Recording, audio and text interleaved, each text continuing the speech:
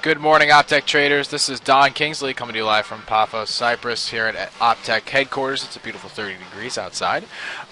Let's get forward with the daily market review. Today's date, August 19th, 2014. It's about 9:30 GMT. As you can see, we have a lot of major announcements today. We have two specific assets that are going to be very, very hot today. One is the pound and the other is the U.S. dollar. Right now, we're just about waiting for the announcement for CPI for the pound at the moment. Let's take a look and refresh the page here. Perhaps it's come out.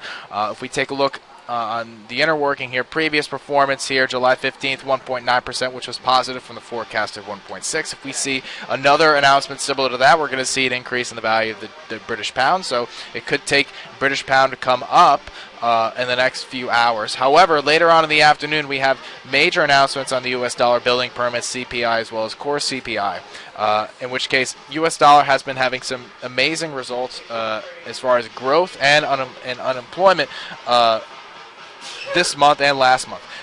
Looks like the announcement is negative. I'm looking at it on the charts. We're seeing a massive drop here, the GBP USD, and I will bring in the chart here live so you can see exactly what's going on. Right now, we're seeing a massive, massive drop here, as you can see. Looks like extending well beyond. So I would probably take, looks like GBP USD down for the end of the day. Looks like British pound, Japanese yen as well. Look at that, beautiful, hugging the lower end of the Bollinger Band there. So if I refresh the page, looks like, yes, CPI, 1.6%, so that's negative. We're going to take British pound going down, and you can take it going down at the end of the day. As long as the U.S. dollar building permits is positive, it's going to bring GBP USD down significantly. Moving on, if we take a look at some of our sources like Bloomberg as well as Wall Street Journal, Reuters, wherever you get your fundamental analysis, we're seeing some interesting stories coming out. One, Russia and Ukraine, we're seeing Russia is kind of backed against the wall here because they have some significant financial crises about to happen. Russia, in terms of Bank Russia, has a $500 billion in reserves. Corporate debt, however, in Russia is reaching close to $400 billion. So that is very dangerous in terms of stagflation. We could see prices skyrocket while at the same time growth, which has been consistently 0% for the past month.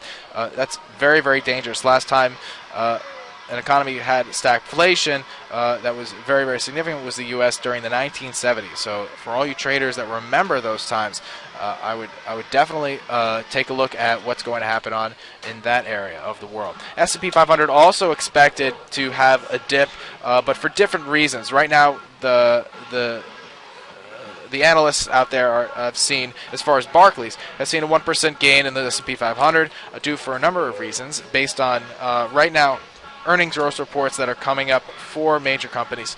But we're expecting a fallback there, possibly artificial inflation of earnings, as well as we've seen job cuts,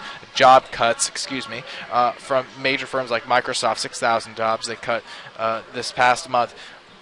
This with the possibility of raising interest rates in the near future next year this is the U.S. Federal Reserve, as well as the current combined geopolitical conflicts, could cause S&P 500 to have a significant drop in the next few months, if not the end of the year. Next, oil. Right now, ISIS has been halted from taking a specific water dam in the north. That's very positive in terms of what could really affect the price of oil if the ISIS forces head south, where a majority of the distribution and manufacturing centers of the second largest producer of oil in the world exist. Now, what our investors focused on is the spread, or what's in the oil industry is what's called the diff, which is basically the difference in price between Brent and WTI. If I take a look at the chart here for you,